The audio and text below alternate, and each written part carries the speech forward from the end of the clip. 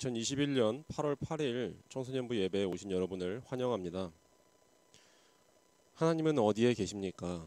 온 우주에 계십니다. 하나님은 어디에 계십니까? 우리 마음 안에 계십니다. 하나님은 어디에 계십니까? 지금 이 자리에 계십니다. 우리 함께 하나님께 예배 드립시다. 보여지는 예배하니 마음으로 드리는 예배 노래하는 찬양보다 삶으로 고백되는 예배 나를 위한 예배하니 주님 뜻을 향한 예배 내 마음과 정성 다하여서 주 앞에 드려지는 예배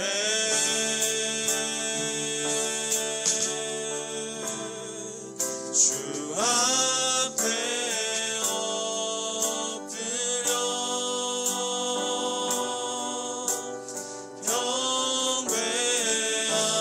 경배합니다. 온전한 예배 내 맘의 예배 내 모든 것 받기 합당하신 분 주 앞에 엎드려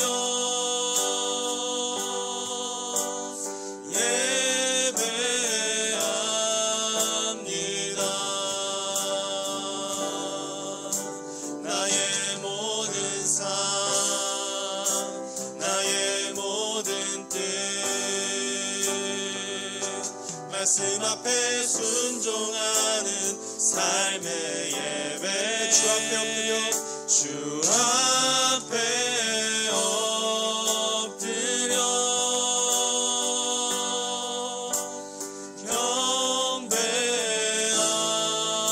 경배합니다. 온전한 예배 내 맘의 예배 내 모든 것 받기 합당하신 분 주 앞에 엎드려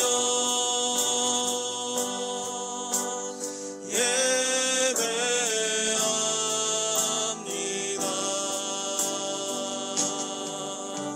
나의 모든 삶 나의 모든 뜻 말씀 앞에 순종하는 삶의 예배 드리기 원하네.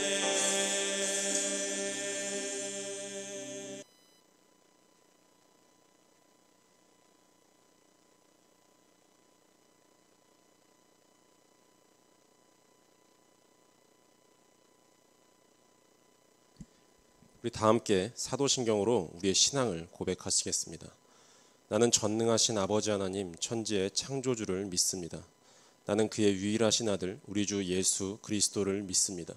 그는 성령으로 잉태되어 동정녀 마리아에게서 나시고 본디오 빌라도에게 고난을 받아 십자가에 못 박혀 죽으시고 장사된 지 사흘 만에 죽은 자 가운데서 다시 살아나셨으며 하늘에 오르시어 전능하신 아버지 하나님 우편에 앉아 계시다가 거기로부터 살아있는 자와 죽은 자를 심판하러 오십니다.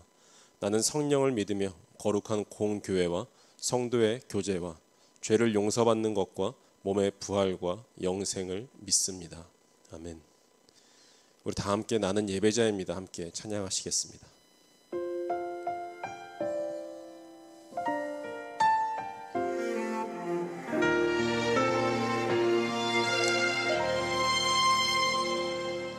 나는 하나님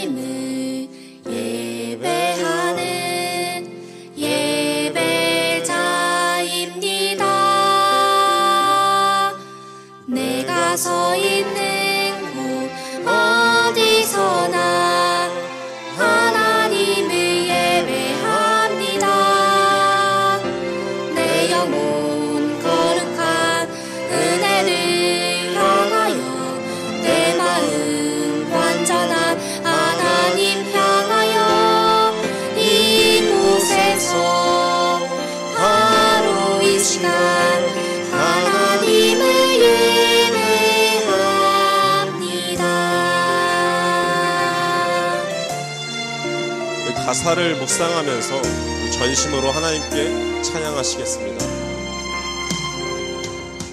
나는 하나님을 예배하는 예배자입니다. 내가 서 있는 곳 어디서나 하나님을 예배합니다. 내 영혼 거룩한 은혜를 향하여 내 마음 완전한 하나님 향하여 이곳에서 바로 이 시간 하나님을 예배합니다.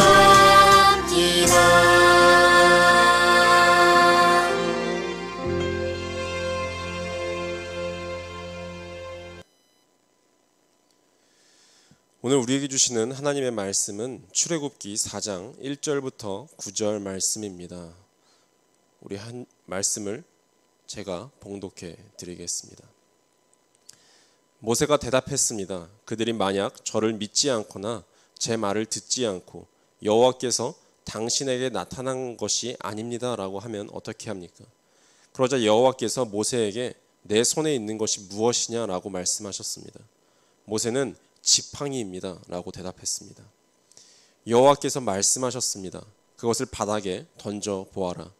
모세가 지팡이를 바닥에 던지자 지팡이는 뱀이 됐습니다.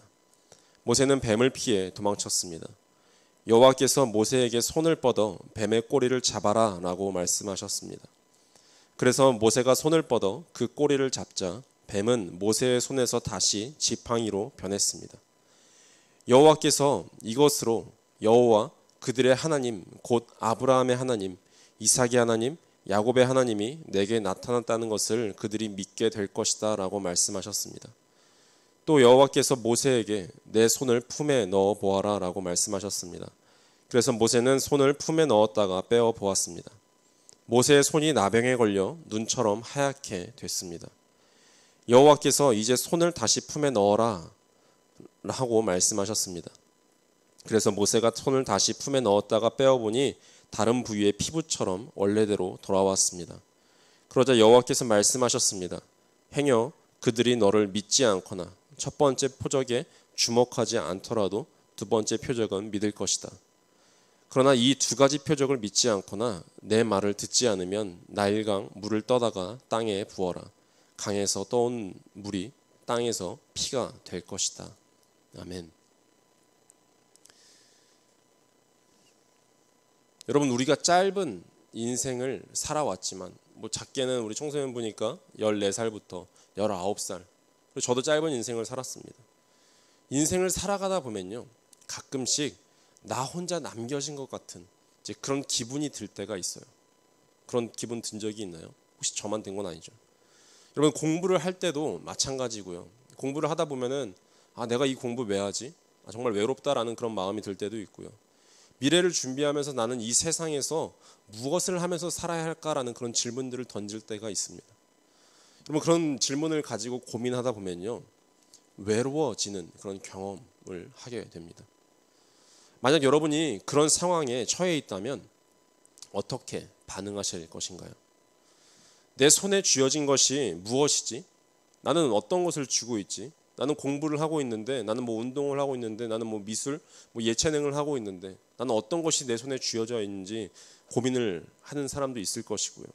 내가 좋아하는 것은 무엇인지, 다른 사람이 나를 볼 때 나에게 있는 것, 재능을 인정할 만한 것이 무엇인지 고민을 할 때가 있고요. 여러분들 이런 것들을 찾아야 할 때가 있습니다. 여러분, 우리의 인생길을 갈 때 그냥 누군가의 압박으로 야 너 이 길 가, 야 너 이 길 가 라는 그런 것이 아니라요, 이렇게 인생을 끌려가다 보면요, 정말 내가 왜 인생을 살아가고 있지? 라는 이런 질문이 들 때가 있습니다. 그런 정말 재미가 없는 삶이에요. 그래서 우리는 부르심, 소명을 찾아야 합니다.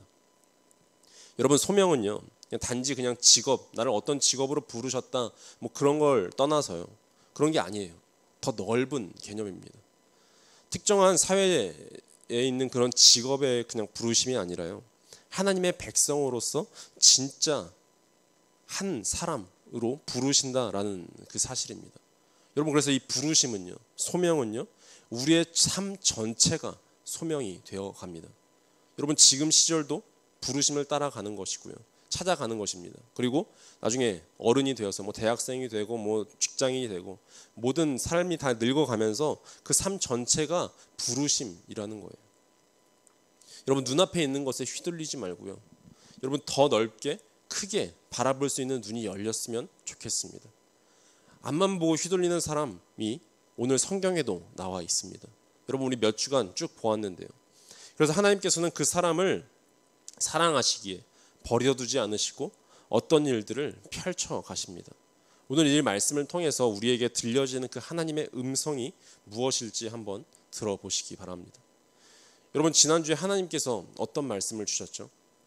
하나님의 이름과 나는 스스로 있는 자다라는 그 이름과 성품을 알려주시면서 모세에게 걱정 말고 이집트로 가라라고 말씀하셨습니다. 그런 말씀 기억나나요?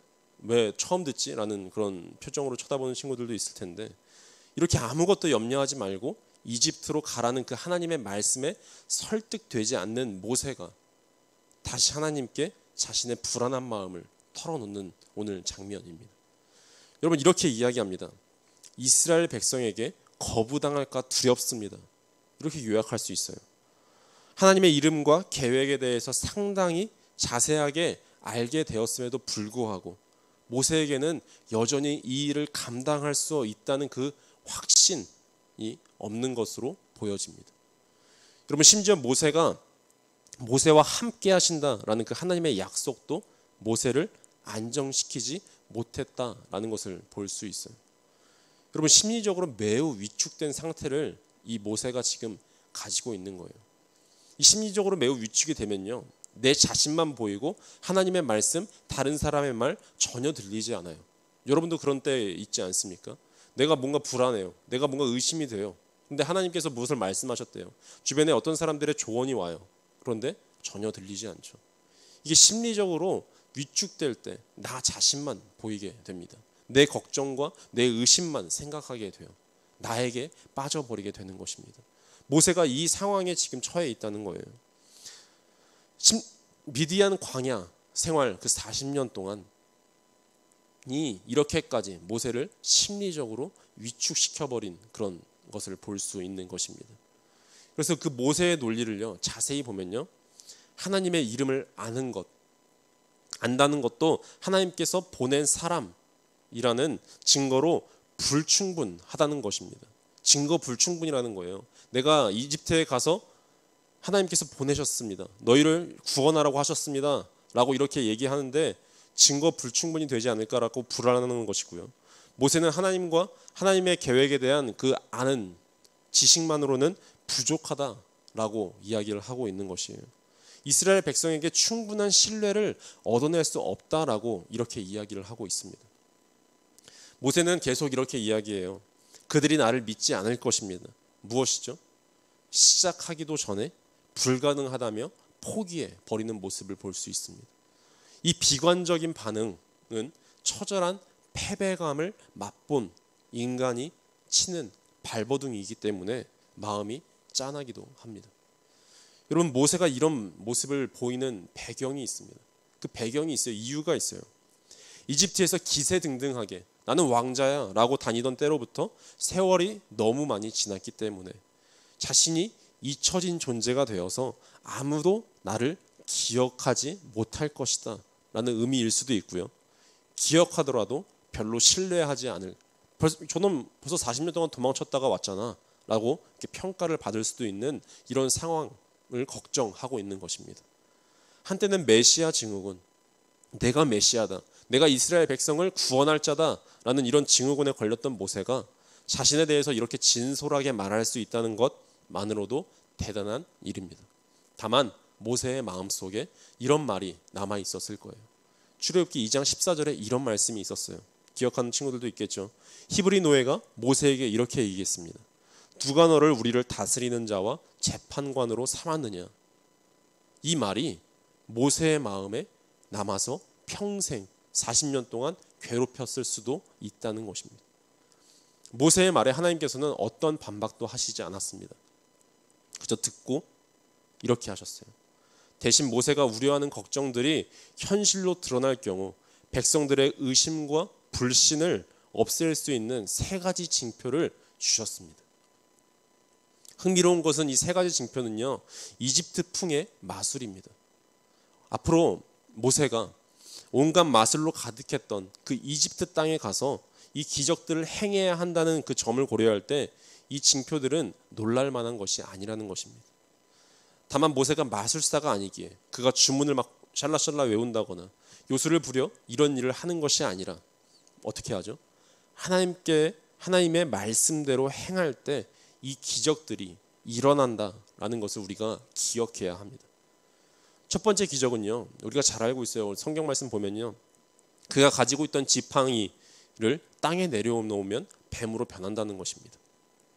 하나님께서는 지팡이를 들고 있던 모세가 네가 손에 가지고 있던 것이 무엇이냐라고 질문을 하세요.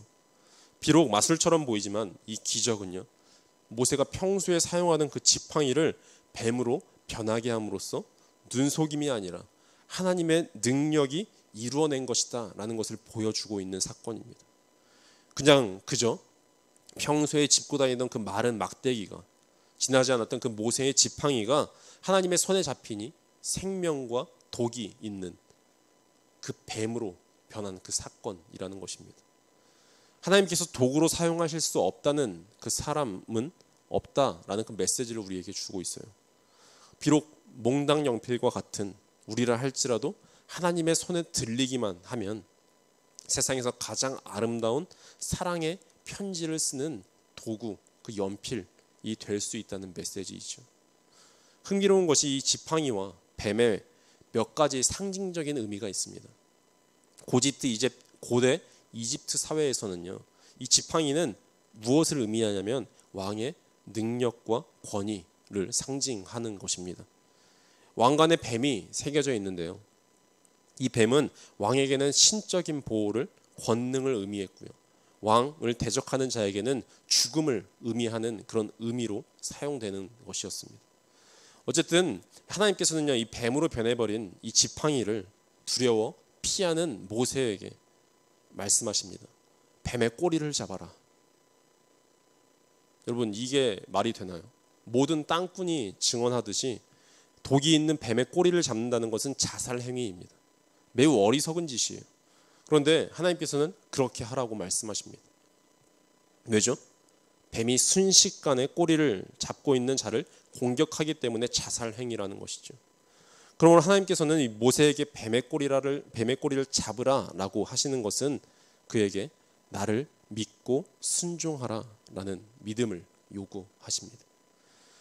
이 지팡이와 뱀의 징표에서 볼 수 있는 메시지는요, 이집트에서 왕의 권세를 상징했던 이 뱀이 모세의 통제 아래 들어갔다는 것입니다. 모세는 이집트 왕에게 견줄 만한 권위와 능력을 가지게 된 것입니다. 누가 주신 것이죠? 모세가 스스로? 아니요, 하나님께서 주신 것입니다. 그리고 이 징표가 먹히지 않는다면 두 번째 징표를 하라고 해요. 나병을 주셨다가 회복시키는 기적입니다. 손을 넣었다가 뺐는데 나병이 생기고, 다시 손을 넣었다가 뺐는데 나병이 치유되는 것, 더 큰 기적입니다. 뱀의 기적보다. 이스라엘 백성이 하나님의 은혜로 완쾌되고 정결하게 될 것이라는 예고하는 기적입니다. 그리고 이것도 웬만하면 먹힐 것인데 이것도 먹히지 않는다면 세 번째 징표인 강의 물이 피로 변하는 사건입니다. 이거는 우리 10가지 재앙에서 다룰 예정입니다. 이만큼 하나님께서는요, 모세에게 신뢰를 주시기 위해 이렇게까지 하신다라는 그 사실을 우리는 이 세 가지 징표를 통해서 볼 수 있었어요. 나의 강물이 피로 변하게 하신다라는 것은 무엇이죠? 하나님께서 자연을 다스린다라는 것입니다. 그뿐만 아니라 이집트의 모든 신이 여호와께 복종하리라라는 것을 말씀하고 있는 것입니다. 이만큼 하나님의 능력, 온 우주를 창조하신 분께서 함께 하실 것이다 라고 말씀하고 계시는 거예요. 물론 모세가 이 기적들은 이집트에 가야만 행할 수 있습니다. 겁먹고 미디안 광야에서 하나님 기적을 내려주세요 라고 이렇게 하는 것이 아니라 모세가 발을 떼어서 그 이집트로 가서 바로를 만나고 그 모든 것을 움직였을 때, 발을 떼어 움직였을 때 이 모든 기적들이 일어난다는 것입니다. 하나님을 신뢰하고 모세가 발을 뗄 때, 움직일 때 모든 일이 일어난다는 사실을 기억하시기 바랍니다. 하나님께서도 이 모세의 거절에 거절로 반응하지 않으시고 인격적으로 달래고 설득하는 과정들을 통해서 이 엄청난 능력을 가진 하나님께서 내가 모세 너와 함께 할 것이다. 내가 너와 함께 할 것이다 라고 계속해서 말씀하고 계십니다. 여러분, 이 모세의 이야기를 들으면서 내 자신이 해석되지 않으십니까? 우리의 길에 대한 걱정, 우리 미래에 대한 걱정, 하나님의 능력에 대한 의심과 걱정 참 많습니다. 그렇지만 하나님께서 어떻게 반응하시죠? 내가 너와 함께 할 것이다. 나는 너를 용납했어. 이렇게 반응하시는 하나님을 기억해 보시기 바랍니다. 그리고 너를 위해 모든 판을 다 짜놓았어. 너는 그저 발을 옮기면 돼. 내가 너와 가는 길과 그 선택에 함께 할 것이야 라고 말씀하십니다. 하나님께서는요, 우리를 부르셔서 그냥 방치하시면서 버려두시는 분이 아닙니다. 우리의 아버지이시며 우리를 격려하시며 우리의 어떠함도 용납하시는 하나님의 그 성품을 기억하시기 바랍니다. 이 성경에 나오는 그 하나님이 바로 우리 각자 자신의 하나님이라는 사실을 기억하시기 바라요. 오늘도 일주일도 저와 여러분과 함께 하시는 그 하나님을 의지하며 살아가시길 간절히 축원드립니다. 기도하시겠습니다. 하나님, 우리를 용납하시는 분, 우리를 격려하시며 진정으로 지지하시는 분, 그리고 우리를 부르셔서 우리를 끝까지 책임지시는 그 하나님을 신뢰합니다. 하나님, 우리 청소년들에게 믿음을 허락하시고 하나님을 볼 수 있는 그 믿음의 눈, 마음의 눈이 열리길 간절히 소망합니다. 우리를 구원하신 예수 그리스도의 이름으로 기도드립니다. 아멘. 여러분, 광고하겠습니다. 새롭게 또한 오랜만에 온 친구들을 환영하고요. 우리 판교소망교회 청소년부 주제표가 알죠? 사귐입니다. 주님과 친밀하게 사귀고 그 주님과 친밀하게 사귄 그 사랑을 나눌 수 있는 자들이 되길 축복합니다. 우리 예배 시간은 9시 30분이에요. 청소년부 예배와 모임은 모두 정각에 시작됩니다. 여러분, 우리 청소년부 수련회, 소년부와 청소년부 연합 수련회 예배가 있습니다. 주일에 있고요. 원래 8월 29일로 바뀌었었는데 8월 22일로 다시 변경되었습니다. 우리 본당에서 우리 또한 온라인으로 예배 드릴 예정이니까 좋은 강사님과 우리 좋은 멋진 찬양팀들이 있으니 우리 함께 기도로 준비해 주시고 많은 친구들이 함께 예배했으면 좋겠습니다. 우리 한 주 동안 암송할 암송 구절입니다. 출애굽기 4장 2절 말씀입니다. 우리 함께 읽어볼게요. 시작. 그러자 여호와께서 모세에게 내 손에 있는 것이 무엇이냐라고 말씀하셨습니다. 모세는 지팡이입니다라고 대답했습니다. 우리 생각해보기 첫 번째 질문입니다. 우리 모세 아까 말씀 기억하죠? 여러분의 손에 있는 것은 무엇인가요? 뭐 재능일 수도 있고 은사일 수도 있고 그 모든 것을 한번 기억해 보세요. 하나님께서 우리의 손에 무엇을 쥐어주셨는지 한번 기억해보고 한번 그것들을 생각해보는 우리 친구들이 되었으면 좋겠습니다. 두 번째는 용납받은 경험이 있나요? 있다면 언제? 없다면 어떻게 받고 싶은지 한번 나누어 보시길 바랍니다. 축도하심으로 우리 청소년부 예배를 마치겠습니다. 우리를 구원하신 예수 그리스도의 은혜와 그 아들을 이 땅에 보내주셔서 우리를 구원하신 하나님 아버지의 그 극진하신 사랑하심과 성령님의 함께하심과 내주하심과 위로하심과 충만하심의 역사가 판교소망교회 청소년부 공동체에 속한 모든 이들의 위에와 이름도 없이 빛도 없이 선교사역을 감당하시는 선교사님들 위해 항상 함께 계시길 간절히 축원하옵나이다. 아멘.